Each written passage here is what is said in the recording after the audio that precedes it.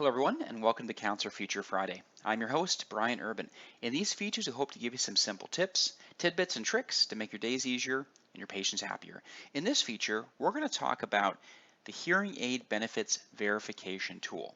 This is a feature that enables you to record information in real time while you're on the phone with an insurance payer about a specific patient's hearing aid benefit, and then use that information going forward. So what we're going to do is we're going to show the initial setup on how you activate this tool, and then how you can use it in real time. All right, so the first thing we're going to do is we'll click on Administration that's in the top menu bar, and then select Questionnaires. As far as naming this, you typically want to pick something that, of course, indicates that this is a hearing aid benefits verification tool. You can call this whatever you want, though. But I'm going to just use very quickly here. Okay, we'll just do hearing aid benefits verification. Now, what you want to do is make sure you check this option, the hearing aid benefits, and then uncheck the patient lock. This means that you'll have the ability to edit this questionnaire later on. So after you collect the information, you can pop in and add more information or edit the existing information. And I'll show you as we go through the kind of real life scenario why that's so important. All right, I'm going to go ahead and click Save, and then we'll see that we have that questionnaire added. All right, let's go ahead and just pick a random patient here and walk through the process. So we'll take Terry Fick. Now, in Terry's profile, we can look for any insurance policies. In this case, the patient has one active policy, one inactive policy. You can launch this by simply going into the policy itself. This is probably the most common way that you would go in to collect this information, but just so you know, you could launch this from the new questionnaire feature itself. There's some crossover between how this setup works behind the scenes, so you can launch this either way. If you launch it from the questionnaire and complete it, it will then show up in the policy section. If you complete it in the policy section, it will show up in the questionnaire feature. So what I'll do is I'll pop right into the policy. Let's go down to the bottom, and you'll see the hearing aid benefits section. Of course, any previously created questionnaires for that topic will already be in place. In this case, there are none, so we'll start by clicking on the plus symbol. Then we have the opportunity to select a questionnaire that we wish to use. Now, in this case, there's only one that we have activated for this account. That's likely going to be very common unless you have perhaps some different variations on this theme. But for the most part, you're going to stick with the one that's been created. Now, the vast majority of time, you'll leave this as view online. This means that typically someone within your practice is on the phone with the insurance payer collecting this information. There are other methods, though. You could make this available to the patient through the portal, or you could email it to someone else to complete. But once again, typically it'd be done right here.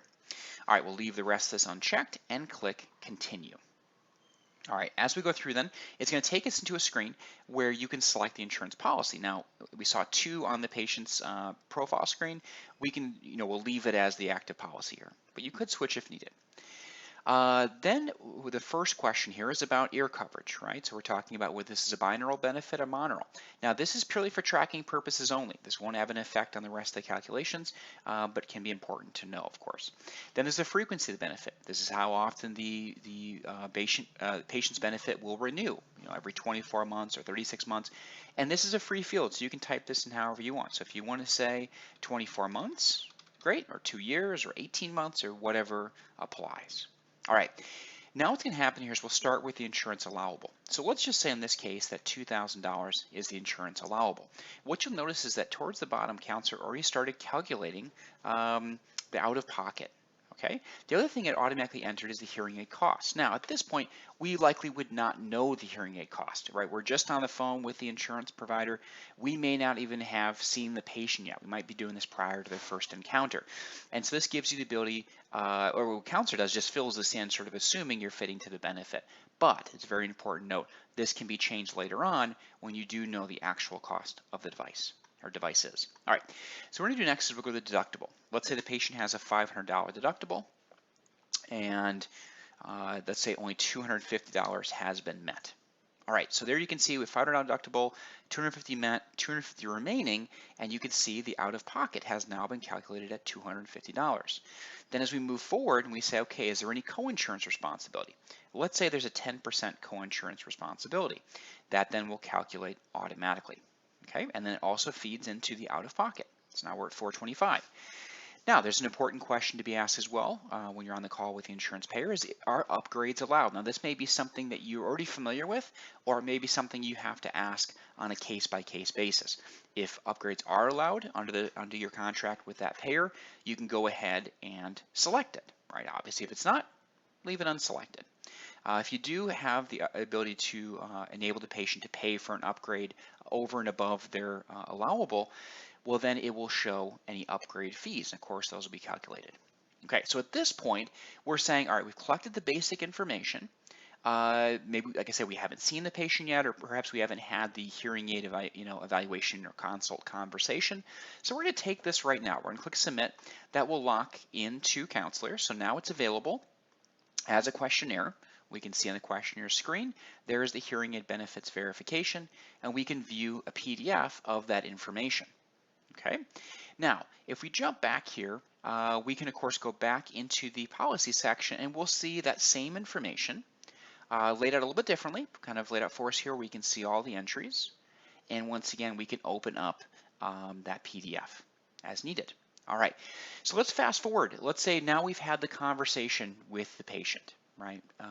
And we've decided which devices we're going to proceed with.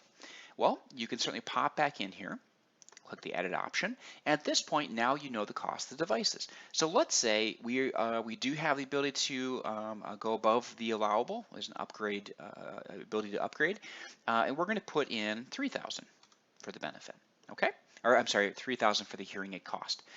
So what you'll see is that, of course, these all stay the same, but Counselor now has recalculated the total patient out of pocket. And of course, it's very important to note that this is estimated, right? Because any conversations you have with a payer, you don't always know until you finally know, right? When the paperwork comes through, when the dollars hit your bank account or the check comes through the mail. So this is definitely an estimated number. But what it does is it gives you an estimate based off the information you've entered. So at this point, we're saying that the estimated total patient out of pocket is $1,425. Of course, if later on you changed the specifics on the devices that were going to be fit, you certainly can do that. Now you'll notice that this has calculated with the upgrade fees and the total patient out of pocket. Once again, we can open up that PDF and see the updated information. Okay, so this tool once again is designed really as a part of at least a two-stage process. One would be the initial call to the payer, and the second being once you've decided which devices are going to be fit and their ultimate cost, how that affects the patient's total out of pocket. All right. Hopefully this is a convenient tool that helps you track this information and take good advantage of the information, not only for now, but tracking down the road. Please let us know if you have any questions. Give us a call, email us, live chat us. We are always happy to help. Thank you so very much for joining us for today's Counselor Feature Friday. And as always, have a wonderful, wonderful weekend.